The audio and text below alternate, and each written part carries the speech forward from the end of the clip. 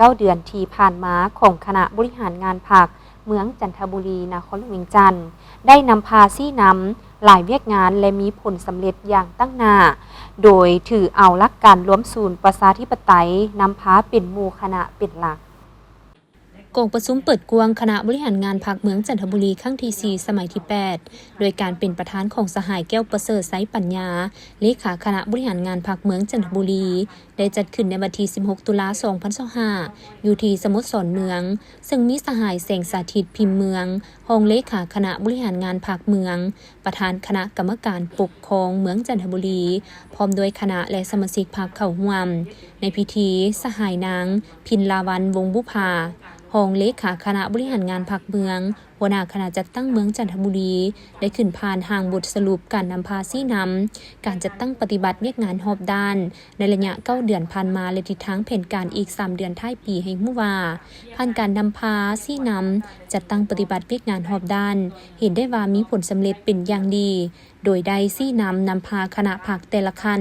ถือเอาหลักการรวมศูนย์ประชาธิปไตยนำพาเป็นหมู่คณะเป็นหลักในการแบ่งงานให้บุคคลรับผิดชอบเอาใจใส่ความสามัคคีเป็นเอกภาพและการเคลื่อนไหวถูกต้องตามระเบียบพรรค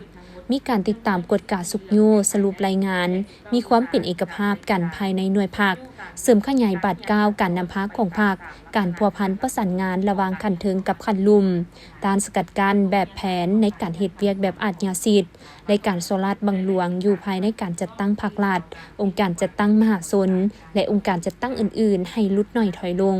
ในนี้การนำพาของเขตเศรษฐกิจเป็นต้นเวียกงานการเงินได้นำพาซี่นำการคุ้มครองเวียกงานงบประมาณแห่งรัฐนำใส่เครื่องมือทันสมัยเก็บรายหับและสำระผ่านระบบธนาคารแบบออนไลน์เฮ็ดให้9 เดือนสามารถเก็บรายหับของงบประมาณได้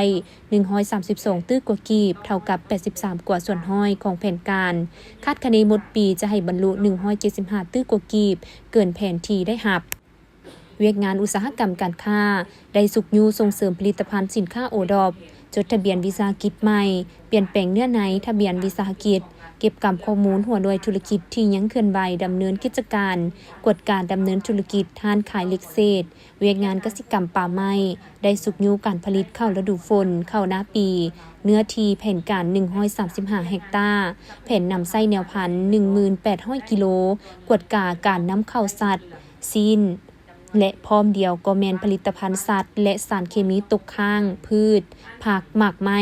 ที่มาวางจำหน่ายอยู่ท้องตลาดภายในเมืองพร้อมลงกวดการหันเปลี่ยนประเภทดินกสิกรรมไปเป็นดินประเภทอื่นส่วนเวียกงานอื่นๆได้มีการนำพาซี่นำสรุปแผนพัฒนาเศรษฐกิจสังคม